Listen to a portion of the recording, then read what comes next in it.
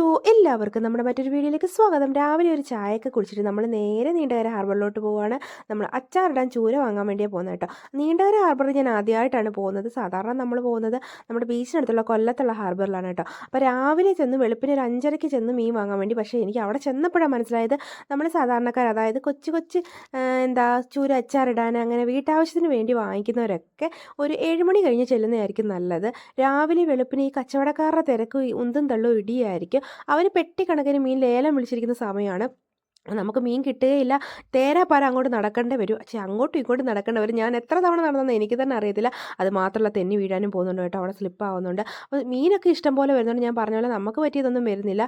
നമ്മളൊരു 7 മണി കഴിഞ്ഞ് ചെന്നാൽ അവിടെ കച്ചവടക്കാരിരിക്കും. അവിടെ നിന്ന് വിലപേശി വാങ്ങിക്കാം. അല്ലെങ്കിൽ അവിടെ തമിഴന്മാരൊക്കെ തമിഴ് സ്ത്രീകളൊക്കെ ഉണ്ടല്ലോ, ഇങ്ങനെ കൊട്ടയിൽ ചെറുതായിട്ട് വാരിക്കൊണ്ട് വരും. അതൊക്കെ അവർ ലാഭത്തിന് തരും. അവർക്ക് ഫ്രീ ആയിട്ട് കിട്ടുന്നത് നമുക്ക് കാശ് കൊടുത്ത് തരും. 100 രൂപ 200 രൂപയ്ക്ക്. ഞങ്ങൾ ഈ 3 ചൂര വില പറഞ്ഞ് ഇങ്ങനെ വെച്ചിരിക്കുകയാണ്. അപ്പോൾ അതാ നല്ല അടിപൊളി ചൂരകളൊക്കെ ഇങ്ങനെ വരുന്നുണ്ട്. നമ്മുടെ വിലയ്ക്ക് നമ്മുടെ ഇതിന് നമുക്ക് കിട്ടണമല്ലോ. അതുകൊണ്ട് നമ്മളിങ്ങനെ നേരം വെളുത്തൊരു 8:30 കഴിഞ്ഞു ഞാൻ അവിടുന്ന് ഹാർബറിൽ നിന്ന് ഇറങ്ങിയപ്പോൾ തന്നെ മത്തി ഇഷ്ടം പോലെ ഉണ്ടായിരുന്നു കേട്ടോ.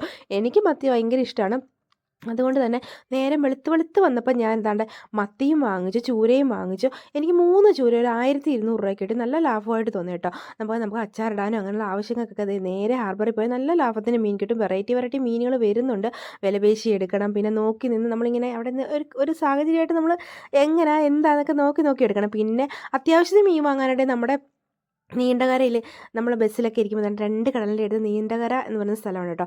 അവിടെ പോയാൽ രാവിലെ ഇതുപോലെ മീൻ കച്ചവടക്കാർ കൊണ്ടുവന്ന് കൊച്ചു കച്ചവടം നടത്തും. അവരുടെ കയ്യിൽ നിന്ന് നമുക്കിങ്ങനെ വിലപേശി എടുക്കാവുന്നതേ ഉള്ളൂ. അപ്പോൾ ഇന്നത്തെ വിശേഷം ഇത്രയേ ഉള്ളൂ. നല്ല വീഡിയോസിനായിട്ട്